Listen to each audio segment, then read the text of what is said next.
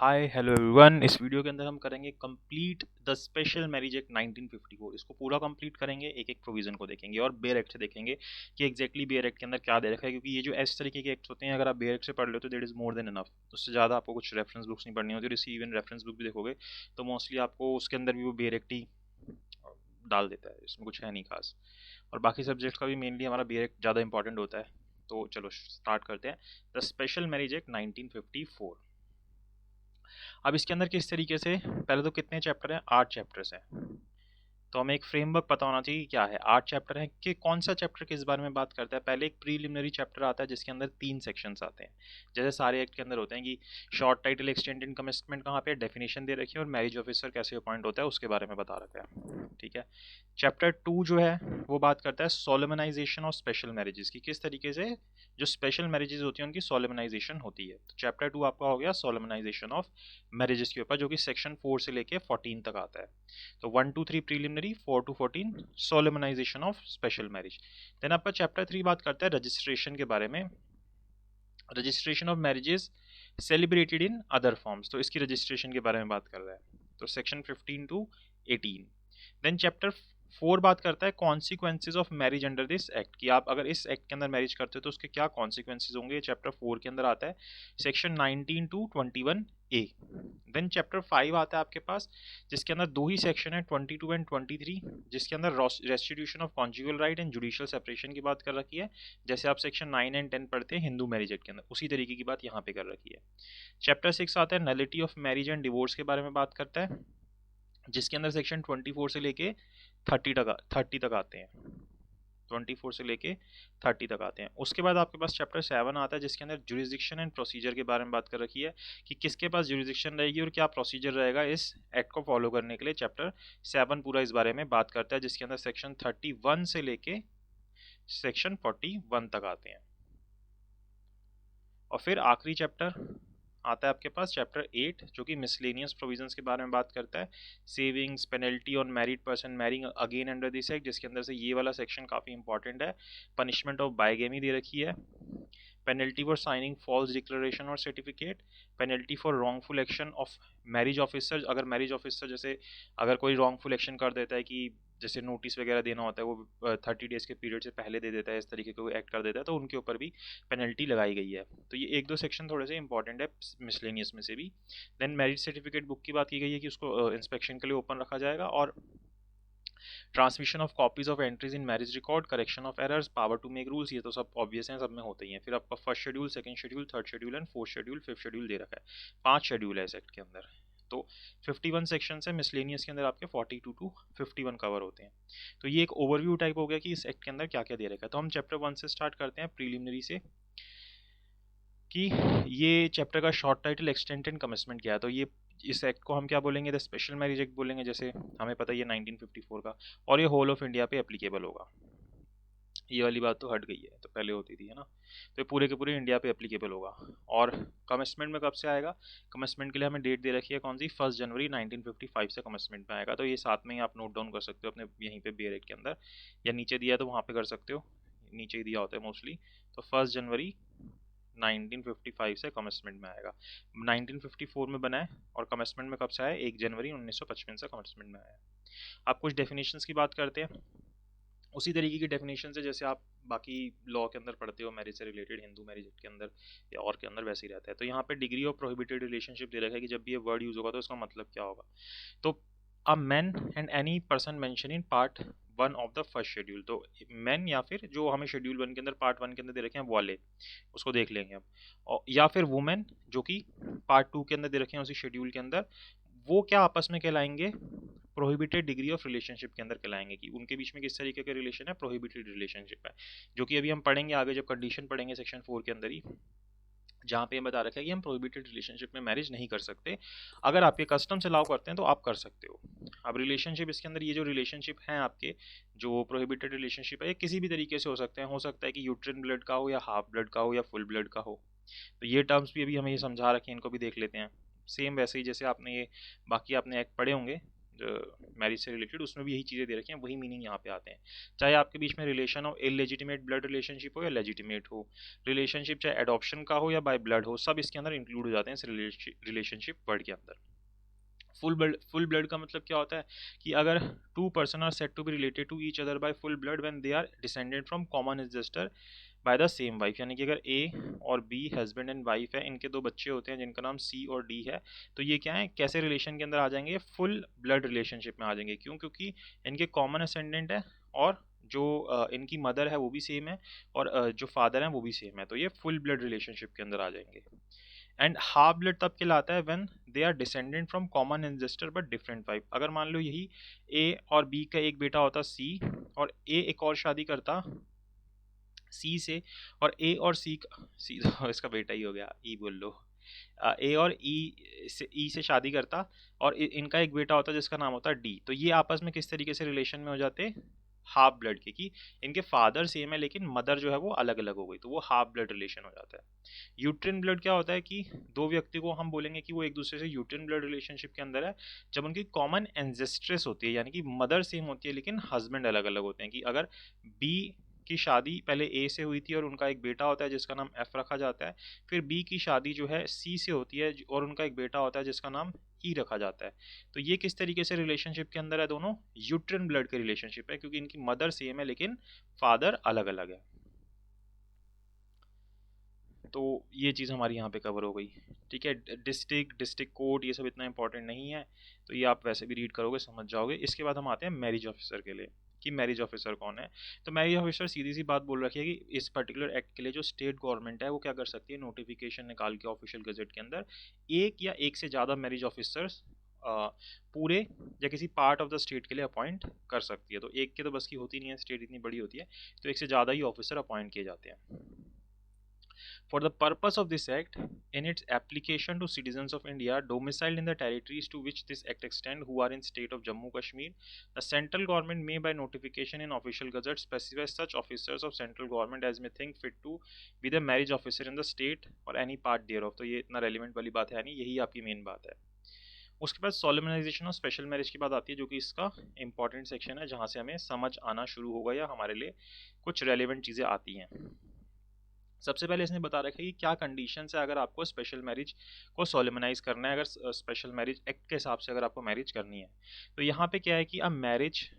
Between two persons में B solemnize under this act, तो दो व्यक्तियों के बीच में इस एक्ट के हिसाब से शादी हो सकती है अगर जिस वक्त शादी वो कर रहे हैं अगर वो ये फॉलोइंग कंडीशंस को फुलफिल कर देते हैं। पहला कि दोनों में से किसी भी पार्टी का कोई स्पाउस जो है वो लिविंग नहीं है। अगर ए हस्बैंड बनने वाला है और बी वाइफ बनने वाली है, तो एट प्रेजेंट जब ये शादी करने वाले हैं तो ए की पहले से कोई और वाइफ ना हो और बी का पहले से कोई और हस्बैंड ना हो, तो पहली कंडीशन ये हो गई। दूसरा, दोनों में से कोई भी पार्टी इनकैपेबल ना हो वैलिड कंसेंट देने के लिए। किस कारण से? कि भाई वो अनसाउंड माइंड के, अगर दोनों में से कोई भी अनसाउंड माइंड का है जिस वजह से वो वैलिड कंसेंट नहीं दे पाएंगे तो फिर वो आपस में शादी नहीं कर सकते।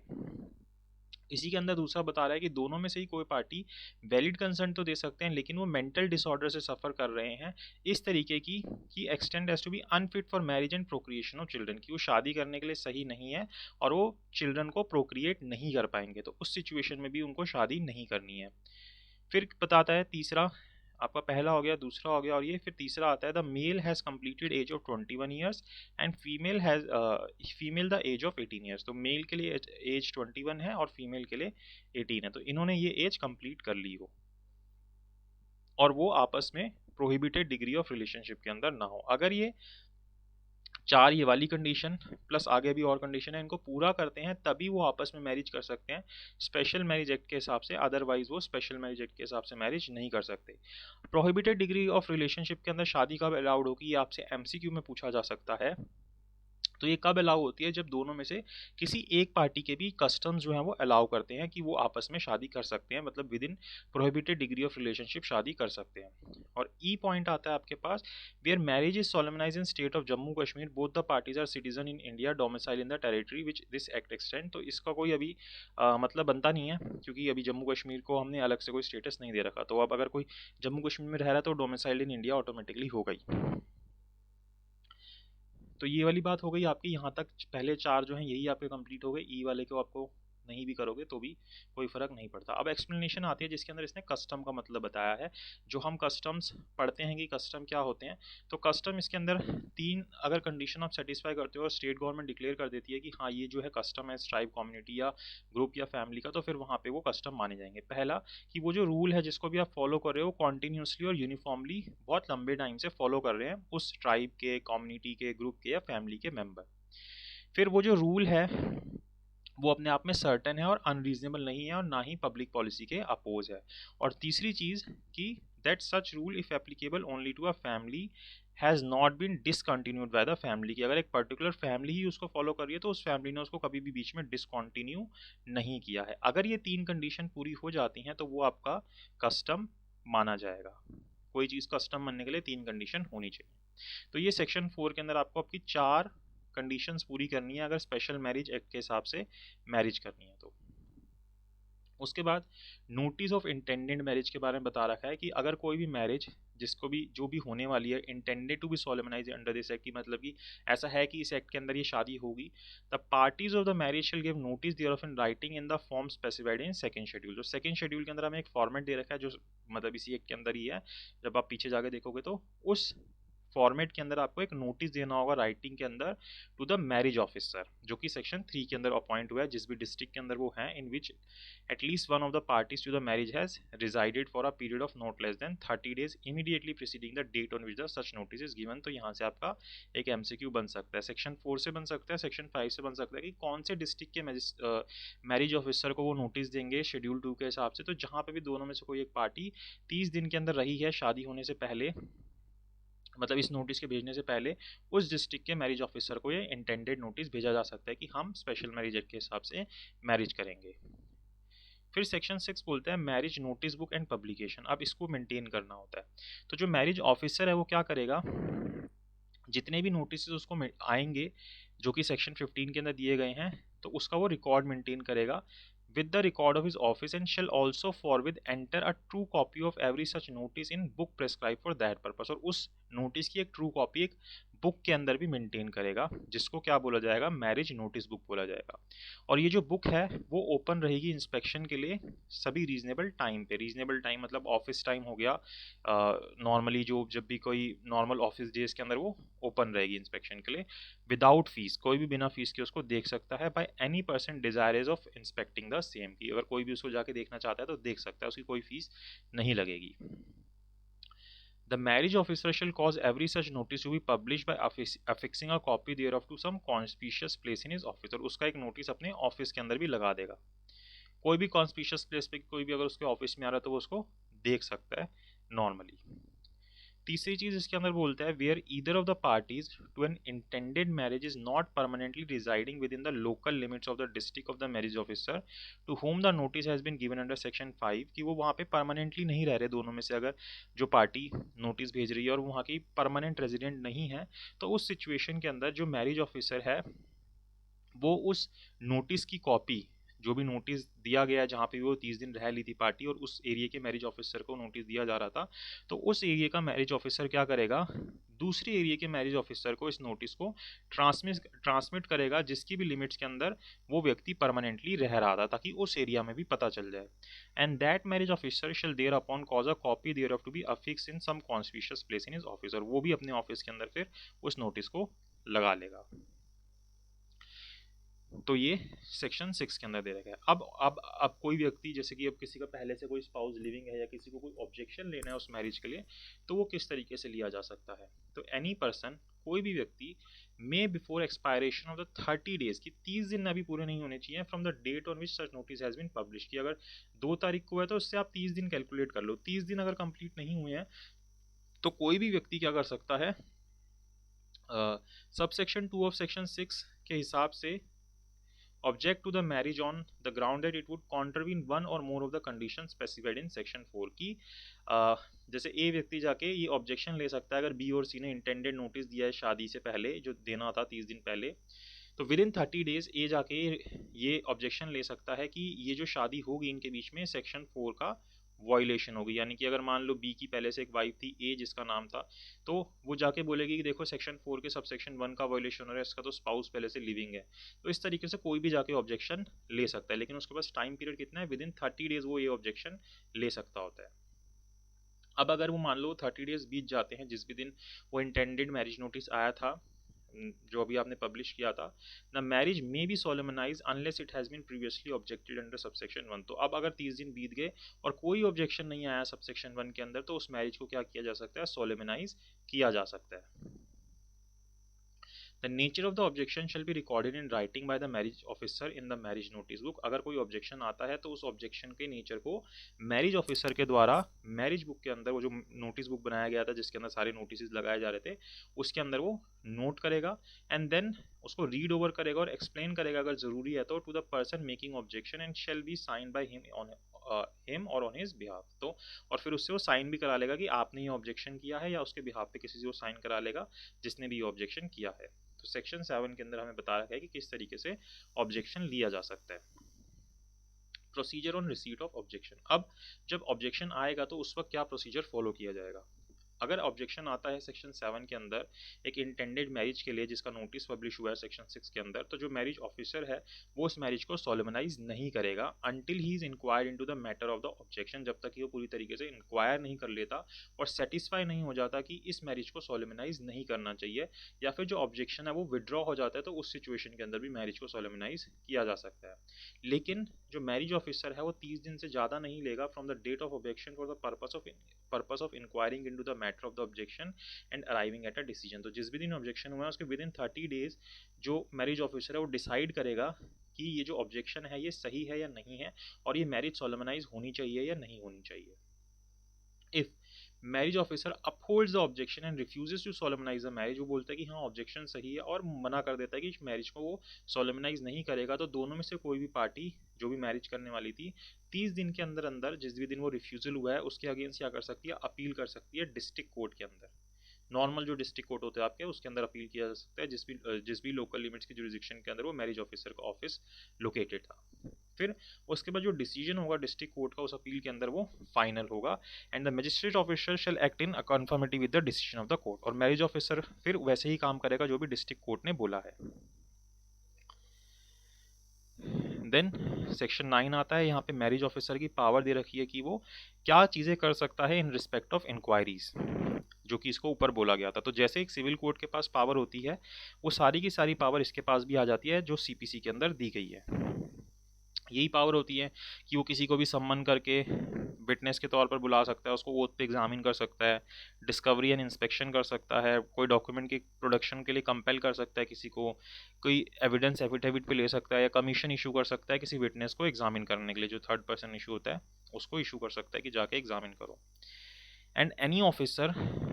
any proceeding before the marriage officer shall be deemed to be judicial proceeding within the section 193 of IPC। और कोई भी जो प्रोसीडिंग मैरिज ऑफिसर के सामने हो रही है उसको क्या माना जाएगा, जुडिशियल प्रोसीडिंग ही माना जाएगा आईपीसी के हिसाब से, जो कि सेक्शन 193 के अंदर हमें बताया गया है।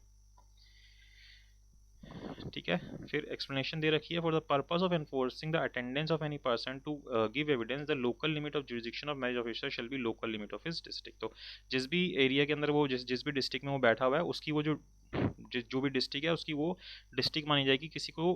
एविडेंस के लिए बुलाने के लिए, जैसे सिविल कोर्ट का होता है वही चीज़ यहाँ पे हो रही है।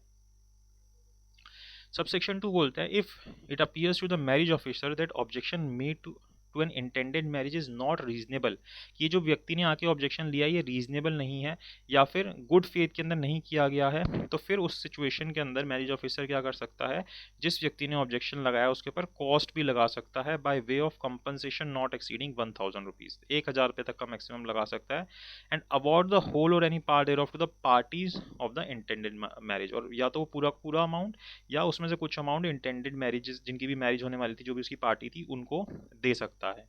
And order for cost so made by executed in the same manner as a decree pass by the district court, और वो अगर ऑर्डर हुआ है कॉस्ट का तो उसको इसी तरीके से एग्जीक्यूट किया जाएगा जैसे कि एक डिस्ट्रिक्ट कोर्ट की डिक्री को एग्जीक्यूट किया जाता है। तो आई होप आपको सेक्शन 9 तक अभी सब क्लियर चल रहा होगा। कोई डाउट्स रहते हैं तो आप कमेंट बॉक्स में कमेंट कीजिएगा, मैं उसका रिप्लाई करके आपको समझाने की कोशिश ज़रूर करूँगा। सेक्शन 10 के ऊपर आते हैं, procedure on receipt of objection bye marriage officer abroad. अब इस सिचुएशन में क्या करेंगे, जहाँ पे अगर आपके पास कोई ऑब्जेक्शन आता है सेक्शन 7 के अंदर मैरिज ऑफिसर के पास, and marriage officer after making such inquiry into the matter as he thinks fit entertain a doubt in respect thereof, he shall not solemnize the marriage but shall transmit the record with such statement respecting the matter as he thinks fit to the central government। तो वो अभी उसकी वहाँ पे वो शादी नहीं करेगा और उस मैटर को सेंट्रल गवर्नमेंट को रेफर कर देगा, और फिर जो सेंट्रल गवर्नमेंट है जब वो पूरी अपनी इंक्वायरी कर लेगी मैटर की, and after obtaining such advice as it thinks fits shall give it decision there in writing to the marriage officer, and then central government उसको डिसीजन देगी कि क्या करना है, और फिर उसी हिसाब से जो मैरिज ऑफिसर है वो अपना काम करेगा जैसे भी सेंट्रल गवर्नमेंट ने बोला है। उसके बाद declaration bye parties and witnesses की क्या डिक्लेरेशन ली जाएगी पार्टीज से और विटनेसेस से। तो जब मैरिज सोलेमनाइज होगी उससे पहले the parties and 3 witnesses, party खुद और 3 विटनेसेस होंगी, shall in presence of marriage officer sign a declaration. तो वो ये जो पार्टीज हैं और 3 विटनेसेस हैं वो मैरिज ऑफिसर की प्रेजेंस में एक डिक्लेरेशन साइन करेगी in the form specified in the third schedule में फॉर्म दे रखा है उसी फॉर्मेट में बनेगा वो, and the declaration shall be countersign by the marriage officer, और उसके ऊपर फिर मैरिज ऑफिसर भी साइन कर देगा कि हाँ मेरी प्रेजेंस के अंदर ये पार्टीज ने और 3 विटनेसेस ने साइन किए हैं। सेक्शन 11 पे ना मैं आपको शेड्यूल 2 और 3 दिखाता हूँ। वैसे आपके पास बेयर एक्ट होगा उसमें आप जल्दी से देख सकते हो, मेरे को नीचे जाना पड़ रहा है। ये आपका 1 और 2 था जो हमने प्रोहिबिटेड डिग्री ऑफ रिलेशनशिप देखा था, पार्ट 1 पार्ट 2। ये आपका 2 आता है जो इंटेंडेड नोटिस होता है ना जो देना होता है सेक्शन 5 के अंदर, तो ये इस हिसाब से होता है। टू मैरिज ऑफिसर आपके वो नाम आता है पूरा उसका, और इस तरीके से आता है कि पार्टी का नाम, क्या कंडीशन है उनकी, अनमैरिड, विडोड, डिवोर्सी, क्या ऑक्यूपेशन है, क्या एज है, कहाँ रहते हैं, परमानेंट प्लेस क्या है, लेंथ ऑफ रेजिडेंस कितना है, इस फॉर्मेट में दिया जाता है। और थर्ड शेड्यूल हमें ये दे रखा है जो डिक्लेरेशन ब्राइड ग्रूम के थ्रू आती है, जो भी हम सेक्शन 11 में पढ़ रहे हैं कि क्या आती है कि I A B hereby declare as follow, कि मैं यहाँ का परमानेंट प्रेजेंट हूँ, अनमैरिड हूँ, मैंने इतनी एज कंप्लीट कर ली है और मैं सीडी से प्रोहिबिटेड रिलेशनशिप में नहीं हूँ, तो ये सारी चीज़ें इसके अंदर लिखता है। इसी तरीके से ब्राइड भी ये स्टेटमेंट देती है, तो ये साइन होती है, ये 3 विटनेस के साइन होते हैं, और फिर उसके ऊपर काउंटर साइन किया जाता है किसके द्वारा, मैरिज ऑफिसर के द्वारा। और सेक्शन 13 के अंदर हमें सर्टिफिकेट ऑफ मैरिज दे रखा है जिसको कि मैरिज ऑफिसर बना के देता है इस फॉर्मेट के अंदर। इसके अंदर भी तीनों विटनेसेस के, ब्राइड ग्रूम के साइन आते हैं और मैरिज ऑफिसर के होते हैं। और ये आपका 5th शेड्यूल है जिसके अंदर certificate of marriage celebrated in other forms. अभी इसको देखते हैं सेक्शन 16 को जब आता है। तो ये 5 ही शेड्यूल है ना इसके अंदर। हम सेक्शन 11 हमारा कंप्लीट हुआ, सेक्शन 12 पे आते हैं। Place and form of solemnization. The marriage may be solemnize at the office of the marriage officer, कि जो भी मैरिज ऑफिसर का ऑफिस है वहाँ पे मैरिज सोलेमनाइज हो सकती है, या जो कोई और प्लेस जो भी एक रीजनेबल डिस्टेंस के ऊपर है जहाँ पे भी पार्टीज चाहेंगी, and upon such condition and the payment of such additional fees as may be prescribe. तो जो भी एडिशनल फीस होगी गवर्नमेंट ने जो बता रखी होगी कि अगर आप किसी और प्लेस पे मैरिज करोगे तो आपको इतनी फीस देनी होगी मैरिज ऑफिसर के ऑफिस में, तो वो आपको फीस वगैरह देनी होगी, या जो भी कंडीशंस होंगी वो आपको फुलफिल करनी होंगी। The marriage may be solemnize in any form which the parties may choose to adopt. तो किसी भी तरीके से हो सकती है जिस तरीके से पार्टीज चाहेंगी, provided that it shall not be complete and binding on the parties unless each party say to the other in the presence of marriage officer and 3 witnesses and in any language understood by the parties. तो अगर कोई particular way में आप चाहते हो तो दूसरी party भी तभी उसी तरीके से आपसे शादी करेगी, जैसे ए चाहता है, हस्बैंड बनने वाला है और बी उसकी वाइफ है, ये बोलते हैं कि मेरे को इस पर्टिकुलर तरीके से शादी करनी है, तो ये जो पर्टिकुलर तरीका इसको फॉलो करना तभी ज़रूरी होगा जब वो ये बात बोलेगा इन प्रेजेंस ऑफ 3 विटनेसेस और मैरिज ऑफिसर, और ये इसको कंसर्न देगी तो ही उनको इस वे के अंदर मैरिज करना ज़रूरी है, अदरवाइज वो कैसे भी कर सकते हैं, बस यहाँ पे उनका रजिस्ट्रेशन हो जाना चाहिए। फिर इसके बाद सेक्शन 13 के अंदर सर्टिफिकेट ऑफ मैरिज बनता है आपका, जो अभी मैंने आपको पीछे फॉर्मेट दिखाया था। तो जब मैरिज सोलेमनाइज हो जाती है फिर मैरिज ऑफिसर क्या करता है, एक सर्टिफिकेट बनाता है जो कि 4 शेड्यूल के अंदर हमें जिसका फॉर्मेट दे रखा है, in a book to be kept by him for the purpose, और फिर उसको जो है एक अपने पास जो बुक होती है उसके अंदर भी उसके कॉपी रखता है जिसको मैरिज सर्टिफिकेट बुक बोलता है, और उस सर्टिफिकेट को साइन करके जो पार्टीज विटनेसेस और वो फिर मैरिज ऑफिसर इनको दे देता है। On a certificate being entered in the marriage certificate book by the marriage officer, the certificate shall be deemed to be conclusive evidence। तो जब उसकी एंट्री कर लेता है अपने बुक के अंदर जो उसने बना रखी है। तो अब ये जो मैरिज सर्टिफिकेट है कंक्लूसिव एविडेंस हो जाता है कि इनकी मैरिज जो है इस एक्ट के हिसाब से हुई है। फिर सेक्शन 14 बात करता है new notice when marriage not solemnize within 3 months. तो अगर मैरिज जो है 3 महीने के अंदर सोलेमनाइज नहीं होती, वो जो पहले नोटिस दिया था आपने जो सेक्शन 5 के अंदर, अगर उसके 3 महीने के अंदर मैरिज अगर सोलेमनाइज नहीं होती तो फिर आपको नया नोटिस देना पड़ता है। तो जब भी कोई मैरिज सोलेमनाइज नहीं होती 3 कैलेंडर मंथ के अंदर, जो आपने नोटिस दिया था सेक्शन 5 के हिसाब से, या फिर जो आपकी अपील जो भी फाइल की थी आपने सेक्शन 8 के अंदर, तो उसके 3 महीने के अंदर within 3 months from the date of decision of the district court. तो डिस्ट्रिक्ट कोर्ट का जब अपील के अंदर डिसीजन आ गया था, अगर उसके विद इन 3 मंथ शादी नहीं होती तो फिर वहाँ पे आपको दोबारा से नोटिस देना पड़ता है, देन आप फिर मैरिज कर सकते होते हैं। ठीक है, तो सेक्शन 14 के अंदर हमें न्यू नोटिस के बारे में बता रखा है। तो ये आपका चैप्टर 2 कंप्लीट होता है सोलेमनाइजेशन ऑफ मैरिज का।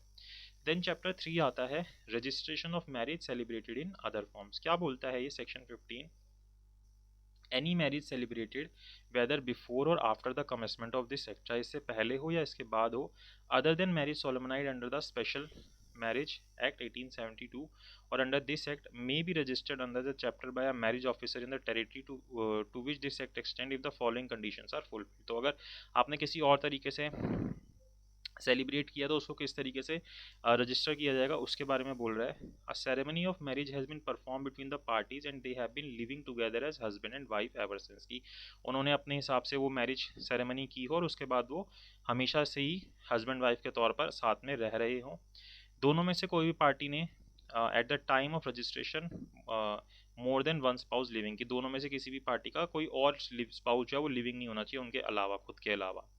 Neither party is idiot lunatic eight the time of registration, दोनों में से इडियट या ल्यूनेटिक नहीं होना चाहिए जिस वक्त रजिस्ट्रेशन हो रही है। हस्बैंड की एज 21 ईयर्स कंप्लीट हो जानी चाहिए, पार्टीज की एज 21 ईयर्स कंप्लीट हो जानी चाहिए जब रजिस्ट्रेशन हो रही है, और पार्टीज जो है प्रोहिबिटेड रिलेशनशिप के अंदर नहीं होनी चाहिए।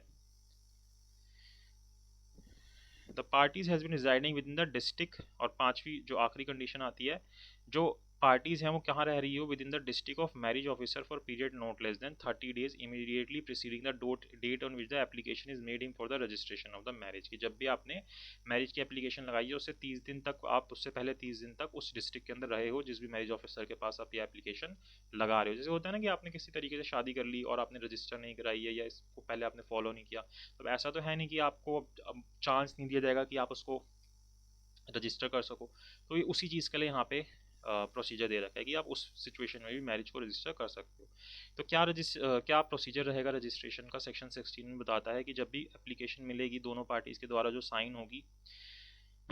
मैरिज रजिस्ट्रेशन के लिए, इस चैप्टर के अंदर the marriage officer shall give specific public notice there in such manner as may be prescribe. तो उसके लिए मैरिज ऑफिसर एक पब्लिक नोटिस देगा और उसके अंदर भी 30 दिन का टाइम देगा कि कोई ऑब्जेक्शन आगे कर सके, जैसे उसमें था ना पीछे, ऐसे ही यहाँ पे भी है। और फिर अगर कोई ऑब्जेक्शन आता है तो उसको सुनेगा, और अगर सेटिस्फाई हो जाता है जो भी कंडीशन सेक्शन 15 के अंदर दे रखी है कि वो कंडीशन फुलफिल्ड हैं, तो फिर उसके लिए वो सर्टिफिकेट ऑफ मैरिज दे देगा। In the marriage certificate book उसके अंदर एंट्री भी कर लेगा, जो 5th शेड्यूल में दे रखी है वैसे ही बनेगा इसका, और उस सर्टिफिकेट को साइन किया जाएगा पार्टीज के द्वारा और 3 विटनेसेस के द्वारा। तो ये वही सेम प्रोसीजर है जैसे नॉर्मल अगर आप पहले इससे शादी करते हैं इस मेथड से, वैसे ही अगर आपने किसी और तरीके से मैरिज कर लिया और आप यहाँ रजिस्टर कराना चाहते हो तो भी सेम ही मेथड फॉलो होगा। देन अगर जो सेक्शन 16 जो हमने पढ़ा इसके अगेंस्ट अपील में जाना चाहते हो तो उसके लिए क्या करना होगा कि अगर कोई व्यक्ति एग्रीव्ड है मैरिज ऑफिसर के ऑर्डर से जिसमें उसने रिफ्यूज़ कर दिया कि वो मैरिज को रजिस्टर नहीं करेगा ऑब्जेक्शन के बेसिस पे, तो 30 दिन के अंदर अंदर आप क्या कर सकते हो, अपील में जा सकते हो डिस्ट्रिक्ट कोर्ट के अंदर, जिस भी जुरिडिक्शन के अंदर, जिस भी लोकल लिमिट्स के जुरिडिक्शन के अंदर वो मैरिज ऑफिसर लोकेटेड था उसी डिस्ट्रिक्ट कोर्ट में आप जाओगे। एंड देन जो भी कोर्ट डिसीजन देगा डिस्ट्रिक्ट कोर्ट वो फाइनल होगा, और जो मैरिज ऑफिसर है फिर वो उसी तरीके से काम करेगा जैसा भी डिस्ट्रिक्ट कोर्ट ने बोला है अपने ऑर्डर के अंदर। और इसका इफेक्ट क्या होगा, सेम वही चीज़ आ जाएगी कि ये अपने आप में कंक्लूसिव एविडेंस होगा सर्टिफिकेट ऑफ मैरिज का, और इसके वो अपने मैरिज सर्टिफिकेट बुक में इसका रिकॉर्ड मेंटेन करेगा, वही चीज़ें हैं इसके अंदर। फिर चैप्टर 4 के ऊपर आता है consequences of marriage under this act, की क्या कॉन्सिक्वेंसेज होंगे अगर इस एक्ट के अंदर मैरिज की जाती है। तो effect of marriage on member of undivided family, the marriage solemnize under this act of any member of an undivided family, की अगर कोई अनडिवाइडेड फैमिली का मेंबर इस एक्ट के हिसाब से शादी करता है जो कि हिंदू बुद्धिस्ट सिख जैन रिलीजन से बिलोंग करता है, shall be deem to be effect his severance from such family. तो इस अगर वो इससे शादी कर लेता है तो उसका इफेक्ट क्या होगा, ये मान लिया जाएगा कि वो उस फैमिली से अलग हो गया, उसकी सीवरेंस हो गई है उस फैमिली से। ठीक है, चाहे वो हिंदू से था, जैसे हिंदू ज्वाइंट फैमिली से था, अनडिवाइडेड फैमिली थी, बुद्धिस्ट, सिख, जैन, तो अब मान लिया जाएगा उसकी सिविलियंस हो गई है। Right and disability is not affected, लेकिन अगर कोई राइट एंड डिसेबिलिटीज है उसका कोई इफेक्ट नहीं आएगा। Subject to the provisions of section 19, any person whose marriage is solemnized under this section have the same rights and shall be subject to the same disability in regard to the right of succession to any property as person whom the Caste Disability Removal Act 1850 applies। तो उसके ऊपर same लगता रहेगा, जैसे उसको कुछ succession में मिलना है, कोई प्रॉपर्टी मिलनी है, इस तरीके की कोई चीज़ है, वो सारे उसके पास राइट्स या कोई उसकी अगर डिसेबिलिटीज थी, कोई भी चीज़ थी, वो अभी भी उसके ऊपर एप्लीकेबल रहेंगी। ठीक है। Succession of parties married under this act, तो उनको किस हिसाब से सक्सेशन मिलेगा, जो इस एक्ट के हिसाब से शादी कर लेते हैं। With respect to its application to members of certain communities, succession to the property or any person whose marriage solemnized under this act and to the property of issue of such marriage shall be regulated by the provision of the said act, and for the purpose of this act shall have effect as if chapter 3 of part 4 special rules for Parsi state had been omitted therefrom। तो इस तरीके से इनके अंदर succession apply होगा। और कुछ special provision दिए गए हैं सर्टन केसेस के अंदर, जहाँ पे मैरिज जो है सोलमनाइज होती है सेट के हिसाब से। कोई ऐसे व्यक्ति की जो कि हिंदू, बुद्धिस्ट, सिख, जैन रिलीजन को प्रोफेस करता था, और ऐसे ही व्यक्ति से होता है, जो सामने वाला होता है वो भी ऐसा ही व्यक्ति होता है जो कि हिंदू, बुद्ध, सिख, जैन रिलीजन को प्रोफेस कर रहा है। तो जो सेक्शन 19 और 21 है वो वहाँ पे अप्लाई नहीं होगा, क्योंकि इन्होंने ऐसे ही फालतू में आगे सेक्ट में शादी कर ली। वो हिंदू मैरिज एक्ट के हिसाब से या आनंद करज मैरिज एक्ट के हिसाब से शादी कर सकते थे, कोई प्रॉब्लम नहीं हुई थी, उन्होंने ऐसे ही आगे कर ली, तो फिर कोई फ़ायदा नहीं है जो सेक्शन 19 और 20 में हमने पढ़ा है उसको अप्लाई करने का। चैप्टर 5 के अंदर restitution of conjugal rights and judicial separation के बारे में दे रखा है, जैसे हम हिंदू मैरिज एक्ट में पढ़ते हैं। तो यहाँ पे भी क्या है कि अगर दोनों में से कोई भी हस्बैंड या वाइफ बिना किसी रीजनेबल कॉज के एक दूसरे व्यक्ति की सोसाइटी में से अपने आप को विड्रॉ कर लेता है, तो जो भी एग्री पार्टी है वो क्या कर सकती है, पिटीशन लगा सकती है डिस्ट्रिक्ट कोर्ट के अंदर रेस्टिट्यूशन ऑफ कॉन्जुगल राइट्स के लिए, मतलब रिक्वेस्ट कर सकती है कि सामने वाले व्यक्ति को साथ में मेरे रखा जाए। और अगर कोर्ट सेटिस्फाई हो जाता है कि हाँ ये जो भी बोल रहा है वो सही है और कोई भी लीगल ग्राउंड नहीं है कि क्यों इसकी एप्लीकेशन को अलाउ नहीं करना चाहिए, तो फिर वहाँ पे वो रेस्टिट्यूशन ऑफ कॉन्जुगल राइट की डिक्री पास कर देता है। लेकिन जहाँ पे रीजनेबल एक्सक्यूज़ होते हैं तो फिर वहाँ पे ये डिक्री पास नहीं होती। और जुडिशियल सेपरेशन की बात होती है, तो जैसे सेक्शन 10 के अंदर आता है हिंदू मैरिज एक्ट के, वैसे ही यहाँ पे भी है। तो एक पिटीशन जो है जुडिशियल सेपरेशन की वो फाइल की जा सकती है डिस्ट्रिक्ट कोर्ट के अंदर, हस्बैंड या वाइफ दोनों में से किसी के द्वारा भी। कब करेंगे वो, on any of the ground specified in subsection 1 and subsection 1 of section 27, जो भी हम पढ़ेंगे, on which petition for divorce might have been presented. तो जो डिवोर्स की पिटीशन के ग्राउंड होते हैं वही सेम जुडिशियल सेपरेशन के भी ग्राउंड होते हैं, जैसे हिंदू मैरिज एक्ट में होते हैं। और अगर आप फेलियर हो जाते हैं कंप्लाई करने के लिए decree of wife on the ground of failure to comply with the decree of restitution of conjugal rights. और दूसरा ग्राउंड क्या है कि अगर सेक्शन 22 की जो डिक्री हुई थी उसको आप कंप्लाई नहीं करते, तो भी जुडिशियल सेपरेशन के लिए हम अप्लाई कर सकते हैं। And the court on being satisfied of the truth of the statement made in such petition and there is no legal ground why the application should not be granted may decree judicial separation accordingly। और court फिर इस behalf पे judicial separation की degree पास कर सकता है। लेकिन अभी शादी खत्म नहीं हुई एक तरीके से, वो तो डिवोर्स के थ्रू होती है। Where the court grants decree of judicial separation it shall be no longer obligatory for the petitioner to cohabit with the respondent. तो जहाँ पे जो ये पास होगी जुडिशियल सेपरेशन की डिक्री, फिर वहाँ पे जो पिटिशनर है उसके लिए कोई ज़रूरी नहीं होता कि वो रिस्पोंडेंट के साथ कोहैबिट करे। और कोर्ट जो है application of the petition of either party and on being satisfy for the truth of statement made in such petition rescind the decree if it consider just and reasonable to do so. लेकिन अगर किसी भी party की application पे court इस बात से satisfy हो जाता है कि ये जो एप्लीकेशन है वो सही नहीं है, मतलब ये जो चीज़ बोली गई है जुडिशियल सेपरेशन की ठीक नहीं है, तो फिर वो अपने ऑर्डर को रिसाइंड भी कर सकता है, मतलब अपनी डिग्री को रिसाइंड भी कर सकता है जुडिशियल सेपरेशन की। तो ये restitution of conjugal rights and judicial separation की बात हुई सेक्शन 21 एंड सेक्शन 22 के अंदर। देन चैप्टर 6 आता है nullity of marriage and divorce, जैसे सेक्शन 11-12 हम पढ़ते हैं हिंदू मैरिज एक्ट के अंदर। तो इस एक्ट के अंदर अगर कोई भी मैरिज सोलेमनाइज होती है तो उसको हम नल एंड वॉइड मानेंगे। कब, by a degree of nullity if, तो उसके लिए डिग्री ऑफ नलिटी लेनी पड़ेगी हमें कोर्ट से। कोर्ट डिग्री ऑफ नलिटी कब देगा, अगर आपने कोई भी कंडीशन जो सेक्शन 4 के अंदर दे रखी है, चारों conditions A B C D has not been fulfil, तो चारों की चारों कंडीशन में अगर आप कोई भी कंडीशन फुलफिल नहीं करते तो आपकी जो मैरिज है वो नल एंड वॉइड डिक्लेयर करवाई जा सकती है डिग्री ऑफ नलिटी के through. The respondent was important at the time of marriage and the time of the institution of the suit. और दूसरा रीज़न है कि अगर जो रिस्पॉन्डेंट था वो इम्पोर्टेंट था मैरिज के टाइम पे and eight the time of institution of the suit, और या फिर जब ये सूट इंस्टीट्यूट किया गया है उस टाइम पे, तब भी वो मैरिज को नलिटी, डिग्री ऑफ नलिटी से void, null and void declare करवाया जा सकता है। दूसरा बोलता है nothing contained in this section apply to any marriage deemed to be solemnized under this act within the meaning of section 18, but the registration of any such marriage under chapter 3 may be declared to be of no effect if the registration was in contravention of any of the conditions specified in clause A to E of section 15। तो अगर आप section 15 की clause A to E की violation करते हो तो फिर वहाँ पे चार्जिंग हो रही है, हाँ, तो वहाँ पे क्या था चार्जिंग में भूल गया, हाँ, तो फिर उसके ऊपर कोई इफेक्ट नहीं आएगा, इसने बता रखा है। फिर वॉइडेबल मैरिजेस कौन सी होती है, वॉइड एंड नल हो गई आपकी सेक्शन 24 में। 25 में वॉइडेबल मैरिज आती है। तो अगर कोई भी मैरिज जो सोलमनाइज हुई है सेक्ट के हिसाब से, उसको हम वॉइडेबल मानेंगे और डिक्लेयर करवा सकते हैं, कैंसिल करवा सकते हैं नलिटी की डिग्री से, एनुअल मतलब कैंसिल कराना, अगर that marriage has not been consummated owing to the wilful refusal of the respondent to consummate the marriage, कि जिसने भी एप्लीकेशन लगाई है जो दूसरा स्पाउस है वो विलफुली मैरिज को कंज्यूमेट नहीं कर रहा है। और दूसरा reason, the respondent was at time of marriage pregnant by some other person other than the petitioner, की जो रिस्पॉन्डेंट थी वो क्या थी, किसी और व्यक्ति से प्रेग्नेंट थी जो पिटिशनर है उसके अलावा। तीसरा, जो कंसर्न है दोनों में से किसी भी पार्टी की, वो कैसे ऑब्टेन हुई थी, फ्रॉड से या कॉर्शन से, जो कि हमें इंडियन कॉन्ट्रैक्ट एक्ट के अंदर डिफाइन कर रखा है कि कॉर्शन और फ्रॉड क्या होता है, सेक्शन 17 और 16 ये सब जो आप पढ़ते हैं। और ये जो क्लॉज 2 है ना जहाँ पे प्रेग्नेंट वाली बात हो रही है, इस सिचुएशन में मैरिज को वॉइडेबल नहीं माना जाएगा और उसको एनुअल नहीं किया जा सकता अगर that the petitioner was at the time of marriage ignorant of the fact allege, कि अगर उसको पता था पिटिशनर को शादी के टाइम पे कि किसी और से प्रेग्नेंट है, तो फिर वो कैसे उसको कैंसिल करा सकती है। तो पिटिशनर क्या था, इग्नोरेंट था इस फैक्ट का। दूसरा, the proceedings are instituted within a year from the date of marriage, और एक साल के अंदर अंदर ये प्रोसीडिंग स्टार्ट कर दी। That material intercourse with the consent of the petition has not taken place since the discovery of petition for existence of ground for divorce, और उनके बीच में उसके बाद कोई भी कंसर्ट के थ्रू इंटरकोर्स नहीं हुआ है जब उनको पता चल गया है कि इस तरीके की चीज़ एग्जिस्ट करती है। और ये जो थर्ड क्लोज था जहाँ पे ईदर पार्टी की फ्रॉड वाली बात हो रही थी, यहाँ पे आपको इस प्रोविजो को फुलफिल करना पड़ता है, अदरवाइज एनुअल नहीं की जाएगी आपकी मैरिज जो है, अगर proceeding have not been instituted within 1 year after the question at ceased, की जब भी वो क्वेश्चन सीज हुआ है, जिस भी डेट को खत्म हुआ आपके ऊपर से क्वेश्चन या फ्रॉड जो भी था, उसके विद इन 1 ईयर अगर आपने प्रोसीडिंग नहीं की इस सेक्शन के अंदर, या फिर द पिटिशनर हैज़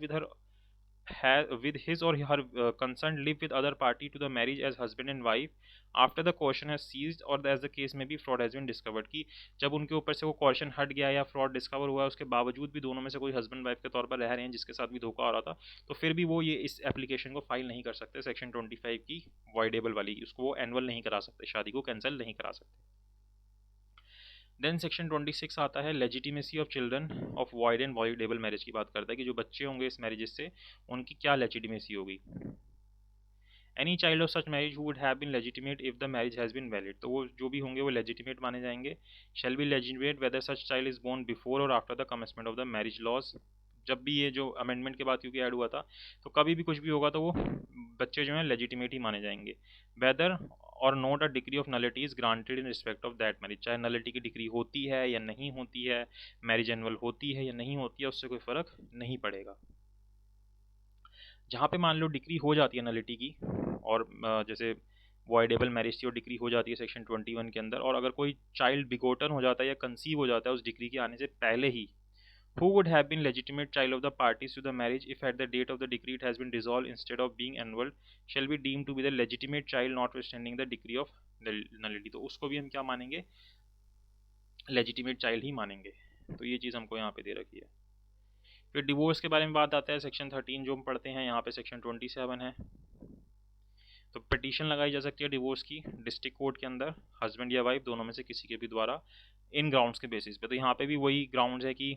शादी होने के बाद had voluntarily sexual intercourse with any person other then his और हर स्पाउस, तो अगर दोनों में से कोई भी इस तरीके की चीज़ करता है तो इस बेसिस पे भी आप डिवोर्स ले सकते हो। दूसरा, has deserted the petitioner for a continuous period of not less then 2 years immediately preceding the presentation of the petition, की एक पार्टी ने दूसरी पार्टी को क्या किया, डिजर्ट कर दिया, उसे अलग होकर रह रहा है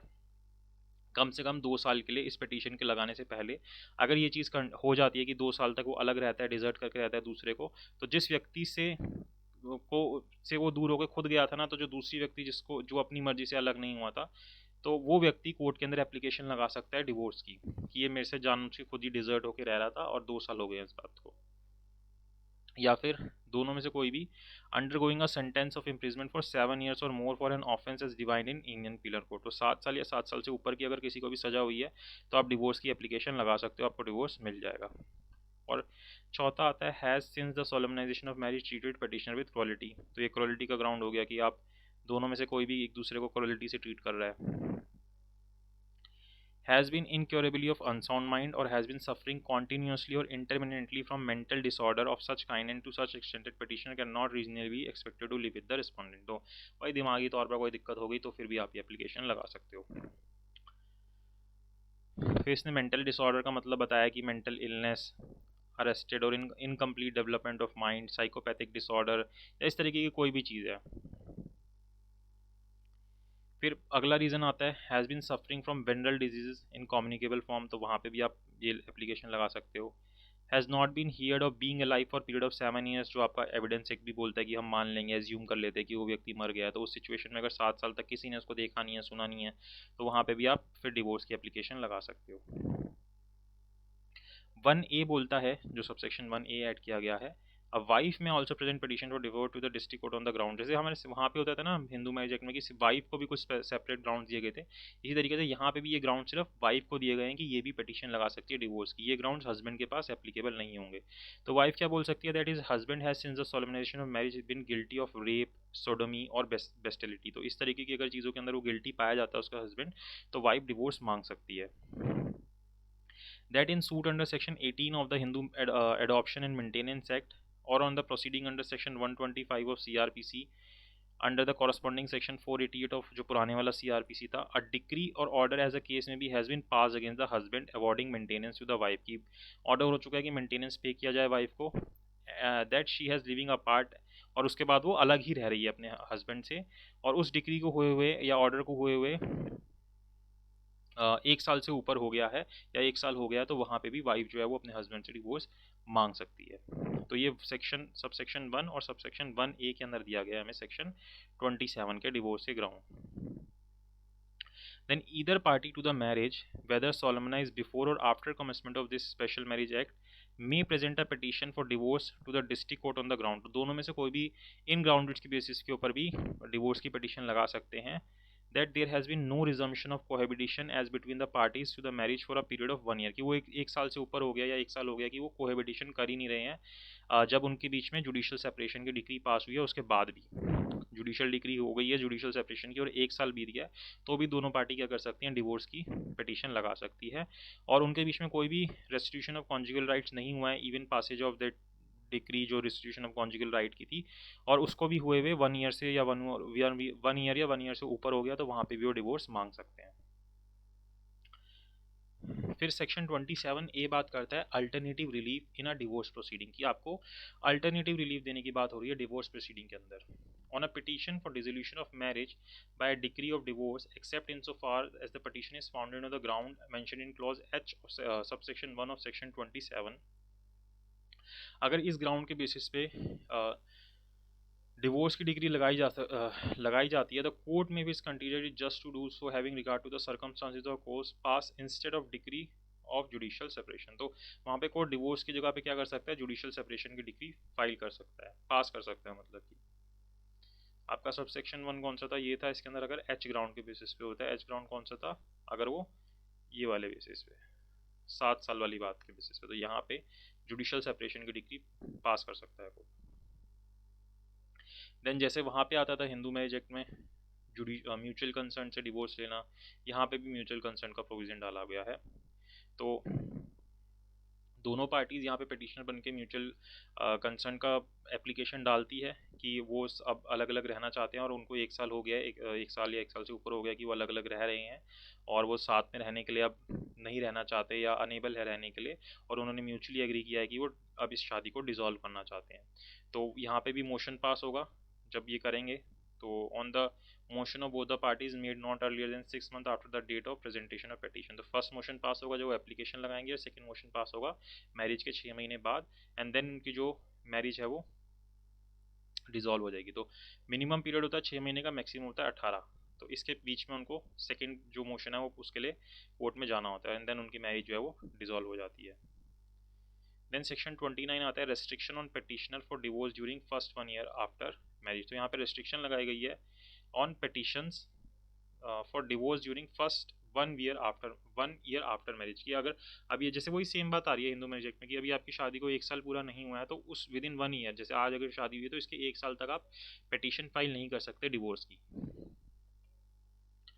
रीमैरिज ऑफ डिवोर्स पर्सन की, अब जिस व्यक्ति का डिवोर्स हुआ है क्या वो रीमैरिज कर सकता है? तो जहाँ पे जो मैरिज है डिसॉल्व हो गई है और उसके अंदर डिक्री ऑफ डिवोर्स हो गया है, तो and either there is no right of appeal against the decree, और उस अपील के अगेंस्ट अब कोई डिक्री का राइट नहीं, सॉरी उस डिक्री के अगेंस्ट कोई अपील का राइट नहीं बचा है, और if there is such right of appeal the time for appeal has expired, और अगर था भी तो वो जो टाइम अपील में जाने का था वो खत्म हो गया है, और an appeal has been presented, या अपील प्रेजेंट हो गई है लेकिन उसके अंदर वो अपील भी आपकी डिसमिस हो गई है, तो दोनों पार्टी में से कोई भी पार्टी अब किसी और से शादी कर सकती है।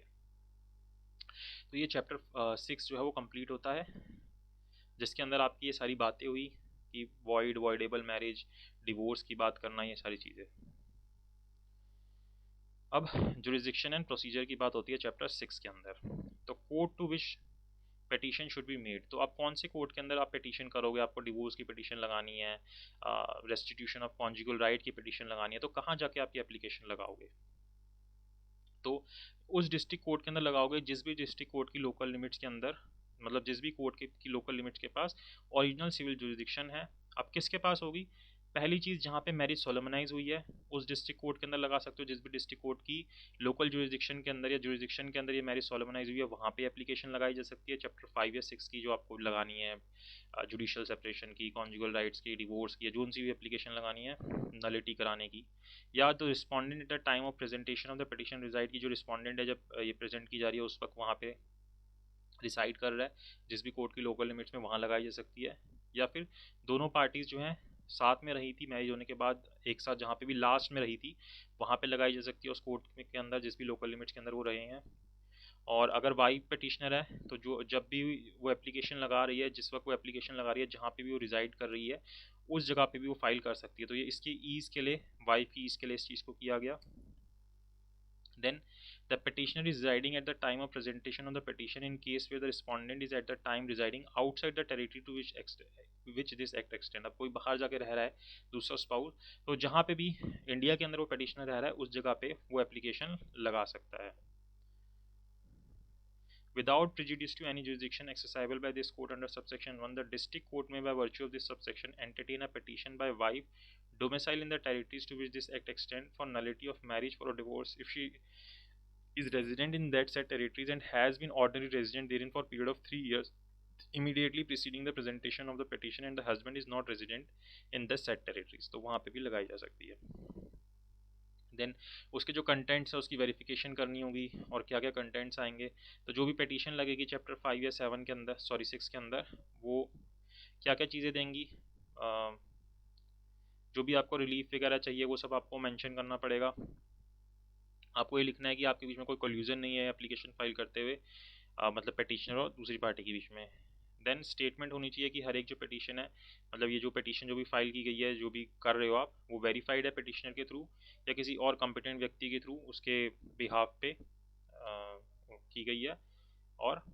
एंड एट द हियरिंग भी रेफर टू एज एविडेंस, और इसको जब हियरिंग होगी तो उसको एविडेंस के तौर पर रखा जाए। प्रोसीडिंग जो है वो इन कैमरा होगी एंड नॉट बी प्रिंटेड और पब्लिश्ड, और उसको प्रिंट और पब्लिश नहीं किया जाएगा। इसलिए जब भी आप कहीं देखते हो फैमिली कोर्ट की प्रोसीडिंग्स, वहाँ पे पार्टीज़ का नाम नहीं आता, क्या ऑर्डर हुआ, ये सब नहीं आता। तो ये सारी चीज़ें इन कैमरा होंगी,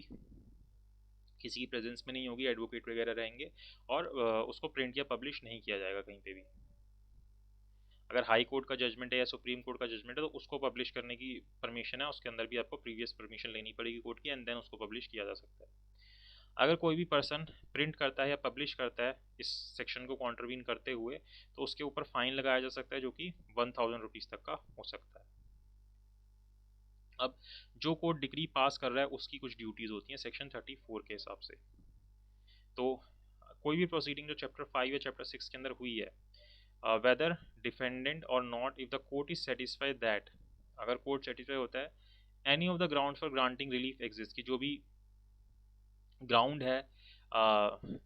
वो एग्जिस्ट करता है जिस बेसिस पे रिलीफ मिलना चाहिए। और दूसरी बात, where the petition is found on the ground specified in clause A of subsection 1 of section 27, वो जो लिविंग स्पाउस वाली बात थी, कोई और स्पाउस एग्जिस्ट करता है, द पिटिशनर मतलब वो थी इसके अंदर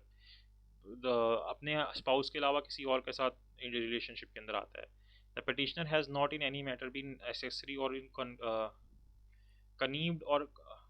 condoned the act of sexual intercourse referred to therein, or where the ground of the petition is cruelty। तो इन सब reasons के अंदर the petitioner has not in any manner condoned the cruelty, and when the divorce is sought on the ground of mutual consent, such consent has not been obtained by force, fraud and undue influence। ये mutual consent में इस तरीके से आपने वो consent नहीं ली है, and the petition is not presented or prosecuted in collusion, आपने collusion में नहीं किया, and there has not been any unnecessary improper delay in instituting proceeding, ये सब चीज़ें होनी चाहिए। there is no other legal ground with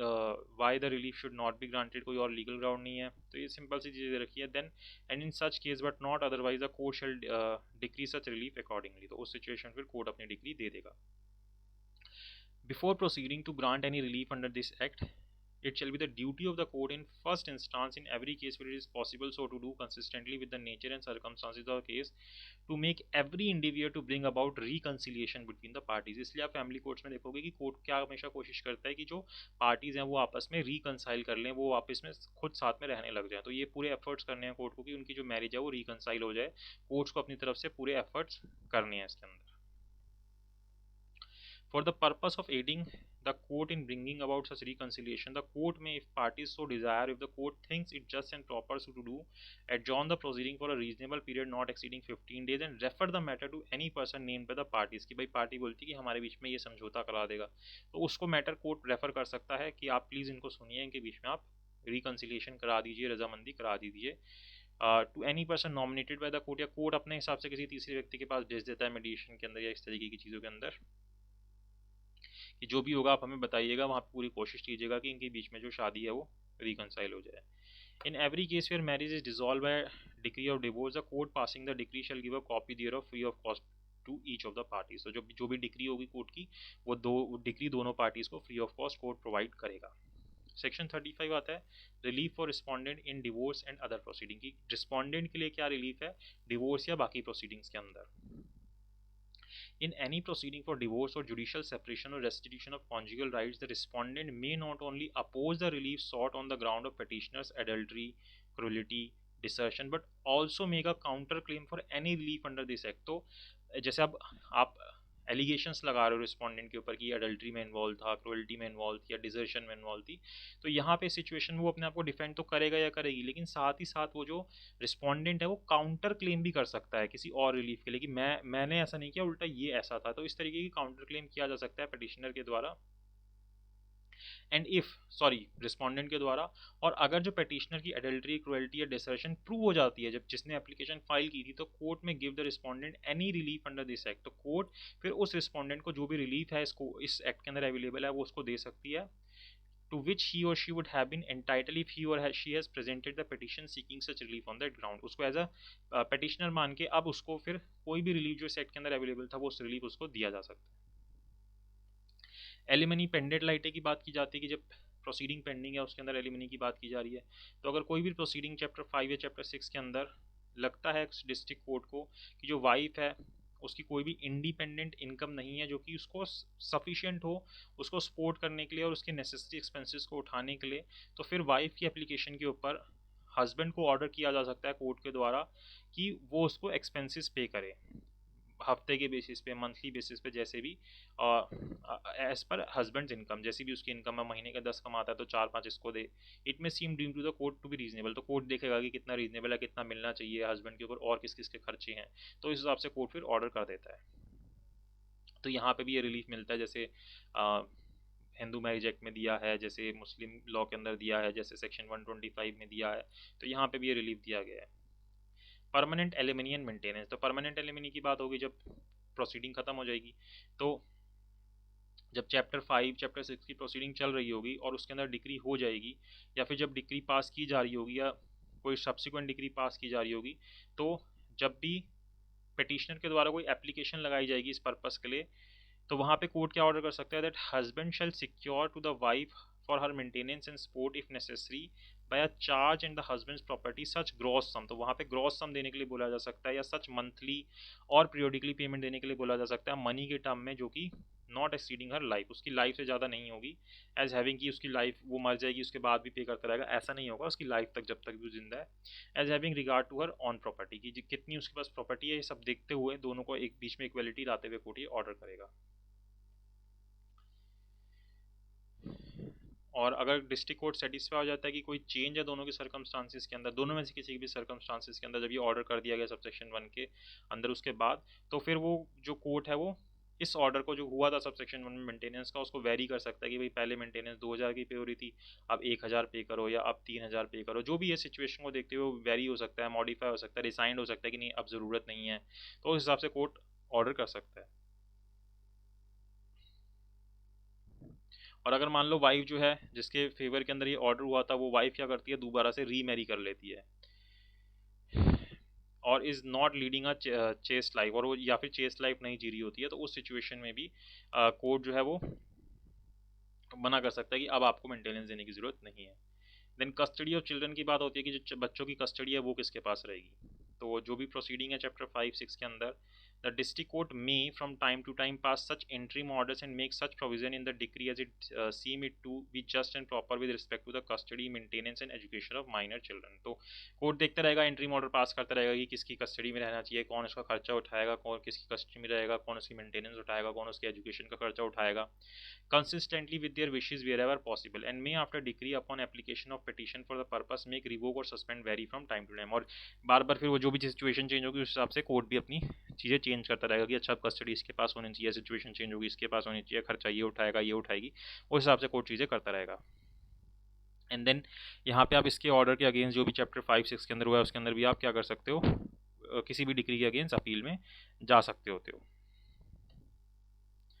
फिर enforcement of decree and orders, अब उसकी आप इन्फोर्समेंट कैसे कराओगे, तो जो भी डिक्रीज हुई हैं ऑर्डर हुई हैं कोर्ट के थ्रू चैप्टर 5 या 6 के अंदर, वो एनफोर्सेबल होती है in the like manner as a decree and order the court made exercise of original civil jurisdiction for the time being are enforce. जैसे सिविल कोर्ट के ऑर्डर्स डिक्रीज को एनफोर्स किया जाता है, ऐसे ही इस कोर्ट के भी ऑर्डर या डिक्री को एनफोर्स किया जाएगा, जो फैमिली कोर्ट के ऑर्डर या डिक्री होंगे।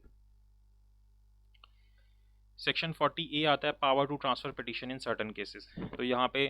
पिटिशन को ट्रांसफ़र किया जा सकता है तो एक जगह से दूसरी जगह, तो डिस्ट्रिक्ट कोर्ट जिसके पास भी जुरिडिक्शन जहाँ पे भी आपने प्रेजेंट किया पिटिशन को by a party to the marriage praying for a decree for judicial separation under section 23 और for decree of divorce under section 27, तो जोन सी भी आपने एप्लीकेशन लगाई है and another petition under this act is been presented thereafter by the other party to the marriage praying for decree, कि भाई एक ने पहले एक जगह पे लगा दी एप्लीकेशन इस सेक्शन की, फिर दूसरे ने अपनी जगह पे सेक्शन 23 या सेक्शन 27 की एप्लीकेशन लगा दी किसी भी ग्राउंड के ऊपर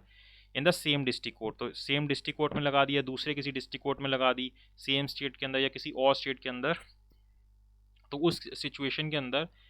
क्या होगा, if the petitions are presented in the same district court both the petition shall be tried and heard together by the district court, तो दोनों को एक साथ कर दिया जाएगा और फिर एक साथ सुना जाएगा अगर सेम ही डिस्ट्रिक्ट कोर्ट के अंदर है तो कोई दिक्कत नहीं है। लेकिन अगर पिटिशन जो है डिफरेंट डिस्ट्रिक्ट कोर्ट्स के अंदर आ जाती है तो पिटिशन को प्रेजेंट किया जाएगा, जो बाद में पिटिशन प्रेजेंट हुई है ना, दोनों में से जिसने भी बाद में पिटिशन फाइल की है shall be transfer to the district court which earlier petition was presented. तो ए कोर्ट में पहले पिटिशन फाइल हुई थी, बी में बाद में हुई, और सेम स्टेट में दोनों डिस्ट्रिक्ट कोर्ट है, तो बी की जो पिटिशन है वो ए कोर्ट के अंदर ट्रांसफर हो जाएगी। और अगर मान लो in case where clause B of subsection 2 applies, the court और the government as a case में बी competent अंडर CPC to transfer any suit or proceeding from the district court in which the later petition was presented to the district court in which the earlier petition is pending। तो यहाँ पे भी same ही होगा, लेकिन यहाँ पे भी वही आपको ऑर्डर करके सेंट्रल गवर्नमेंट से या जैसे भी गवर्नमेंट से आपको ये पिटिशन ट्रांसफर करवानी पड़ेगी।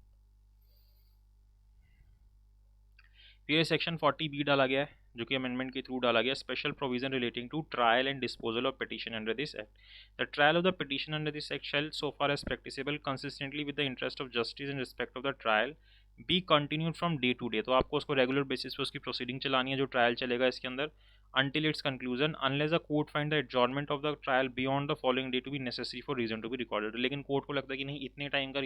इसके अंदर एडजॉर्न कर देना चाहिए, ट्रायल को इतने टाइम के लिए रोक देना चाहिए, तो कोर्ट वहाँ रोक सकता है, लेकिन कोर्ट को उसको वहाँ पे रीजन देना पड़ेगा। कोर्ट को कोशिश करनी है कि जल्द से जल्द एक्सपीडिशियसली, और अपनी पूरी कोशिश करनी है कि जल्द से जल्द उसको ख़त्म कर दे। 6 महीने का टाइम दिए, लेकिन 6 महीने में ख़त्म हो ही नहीं सकता और होता भी नहीं है। और अगर अपील भी हो रही है तो उसको भी 3 महीने में ख़त्म करने के लिए बोल रहा है एक्सपीडिशियसली, जल्द से जल्द करो, लेकिन नहीं होता ये। डॉक्यूमेंट्री एविडेंस की बात कर रहा है कि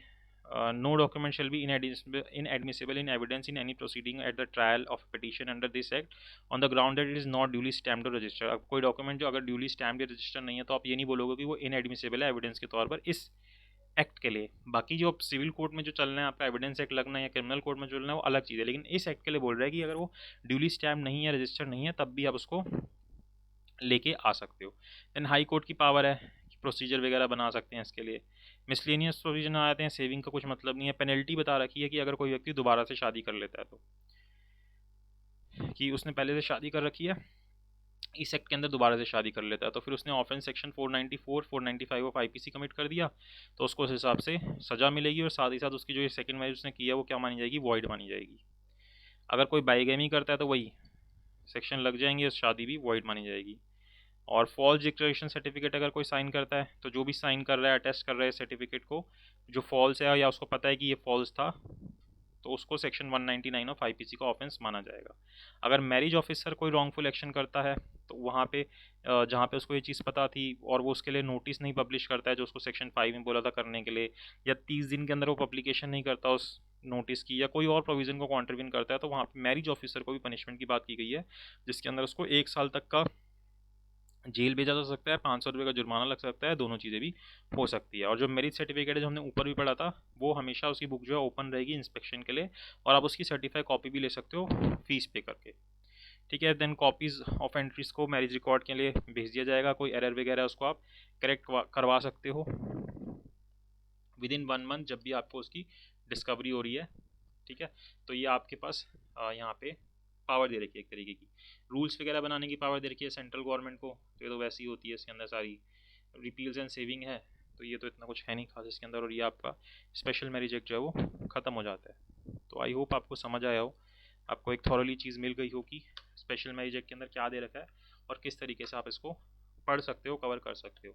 सो अगर आपको वीडियो अच्छी लगी तो प्लीज़ लाइक कीजिएगा, शेयर कीजिएगा, चैनल को सब्सक्राइब ज़रूर कीजिएगा। ठीक है, तो चलिए इस वीडियो के लिए इतना ही। अब मेरा माउस गायब हो गया, आ गया कहाँ गया, ये रहा। Thank you so much for watching this video.